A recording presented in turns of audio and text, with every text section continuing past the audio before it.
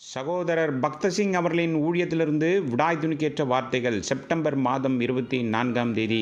கர்த்தர் திரும்பி பேதுருவை நோக்கி பார்த்தார். சேவல் கூவுகிறதற்கு முன்னே நீ என்னை 3 தரம் மறுதலிப்பாய் என்று கர்த்தர் தன்னிடத்தில் சொன்ன வசனத்தை உடனே பேதுரு நினைவு கூர்ந்து. லூக்கா சுவிசேஷம் 22வது அதிகாரம் 61வது வசனம். அப்போஸ்தலனாகிய பேதுரு ஆண்டவரிடம் நான் உம்மை மறுதலிக்க மாட்டேன் என்று கூறியிருந்தான். ஆனால் சோதனை வந்தபோது அவன் 3 முறை கர்த்தரை மறுதலித்தான். 3வது முறை அவன் சத்தியம் செய்து சபிக்கவும் செய்தான். நீங்கள் சொல்லும் இவரை எனக்கு தெரியாது என்று சொன்னான். அப்போஸ்தலனாகிய பேதுருவுக்கு அது மிகவும் கடினமான தருணம் என்பதில் சந்தேகமில்லை. நம்மால் கற்பனை செய்ய முடியாமல் போகலாம். பொல்லாத மனிதர்களால் அவன் சூழப்பட்டிருந்தான். இதனால் இப்போது அவன் பயத்தில் மூழ்கினான். அவன் நான் உம்மை மறுதலிக்க மாட்டேன் என்று முன்பே கூறியிருந்தான். நம்மில் பெரும்பாலோர் இதையே தான் சொல்கிறோம். ஆனால் நாம் அவரை மறுதலிக்கிறோம்.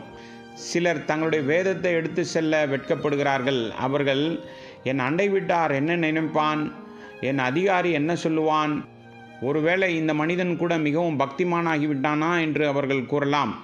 இதனால் அநேகர் பயப்படுகிறார்கள். அவர்கள் தங்கள் வேதத்தை எடுத்து செல்லும்போது அவற்றை தங்கள் மேலங்கியின் கீழ் அல்லது வேறு எங்கேயாவது மறைத்து கொள்கிறார்கள்.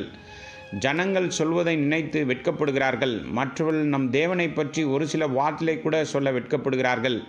அப்போஸ்தலனாகிய பேதுருவை கண்டனம் செய்வது நமக்கு மிகவும் எளிதான ஒன்று. ஆனால் நம்மை பற்றி என்ன? நாம் பலமுறை அவரை பரிதாபமாக தோல்வியடைய செய்து மறுதலித்திருக்கிறோம் அல்லவா? கர்த்தராகிய இயேசு கிறிஸ்து அப்போஸ்தலனாகிய பேதுருவை நேசித்தார். அதை காட்ட அவர் ஒரு சேவலை பயன்படுத்தினார். அது எப்படி வந்தது என்று நமக்கு தெரியாது.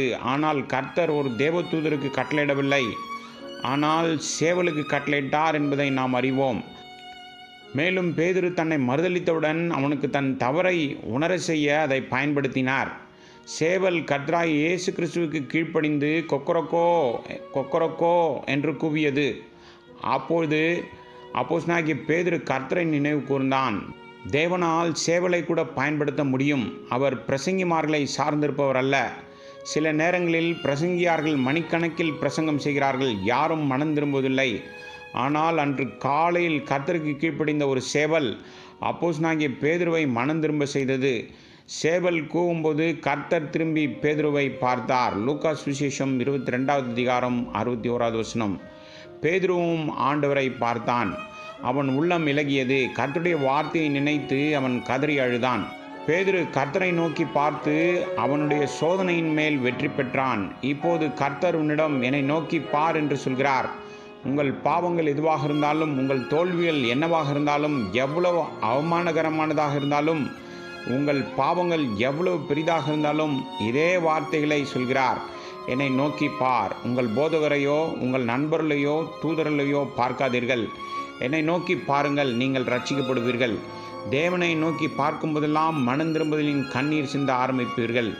இன்று உங்கள் பாவங்களுக்காக வருத்தப்பட மறுக்காதீர்கள். உங்கள் பயம், தொல்லைகள், துன்பங்கள் எதுவாக இருந்தாலும் தம்மை நோக்கி பார்க்கும்படி கர்த்தர் உங்களை அழைக்கிறார்.